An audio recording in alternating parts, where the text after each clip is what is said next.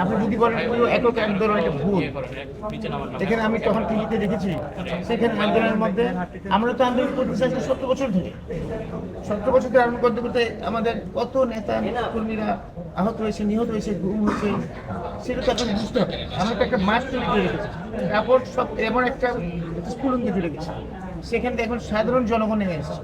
ছাত্রদের ভূমিকা অসাধারণ ছিল, ওদের ভূমিকার জন্য পুরো পুরো জনগণ নেমে এসেছে, বাংলাদেশের সকলেই এসেছে, এবং সেটাকে কাউকে খাটো করার কারণ হচ্ছে এখানে কৃতিত্ব একক কারণ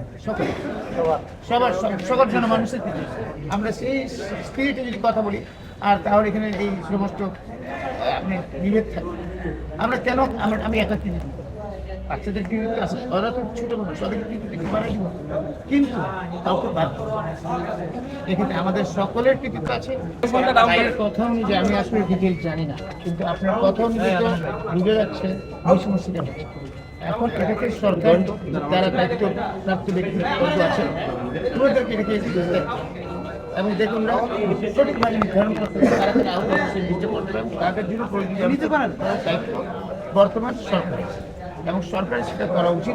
সরকারকে আহ্বান জানাবো আপনার কথা আসছে এখানে, সেই কথাটিকে আপনি নজর দিবেন, দেখবেন এবং এটা সুব্যবস্থা করবেন যাতে এই সমস্ত জিনিসের কোনো কথা যাতে না আসে। এটা তো তারা এমনিতে জীবন দিয়েছে, তারা আহত হয়েছে, সুতরাং তাদের প্রতি আমাদের সকলের একটা দায়িত্ব আছে। আর আপনারা সরকারে থাকার কারণে আপনার দায়িত্ব সবচেয়ে বেশি, সরকারে যারা আছেন আপনার দায়িত্ব সবচেয়ে বেশি। আপনারা এটা করেন, আমরা আমাদের তরফ থেকে করবো, আপনাদের সাহায্য সহযোগিতা করবো, এবং আপনারা আপনার দায়িত্বটা সঠিকভাবে করবেন।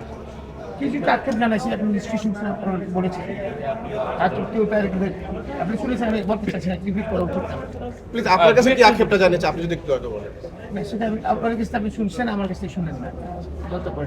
মানে চিকিৎসাটা পাচ্ছে কিনা, প্রয়োজনীয় চিকিৎসাটা পাচ্ছে কিনা আপনি কি শুনেছেন, আমি বলার তো ঠিক পাই না, কারো বিপক্ষে বলেন আমার সাজে না। আপনার কি শুনেছেন ছিলেন, আমার নতুন করে আমার বলাটা আপনার সব জানেন। এনিওয়ে আমাদের দায়িত্ব, এখন আমরা পঙ্গু হসপিটালে যাবো। এই তাগিদটা হচ্ছে কি, তাদের এই ঈদের একটা আমাদের উৎসব, এই উৎসবে তাদেরকে আমি ঈদের শুভেচ্ছা দেওয়া আর ছোটো পরিমাণ দেখা করা, এটাই বড় কথা, এটা নিয়ে আসছি। ছোট একটা বিষয় আছে, সেটা হলো আপনি জানেন ইতিমধ্যে আহতদের বিষয়ে একটা গেজেট প্রকাশ হয়েছে মুক্তিযুদ্ধ মন্ত্রণালয় থেকে।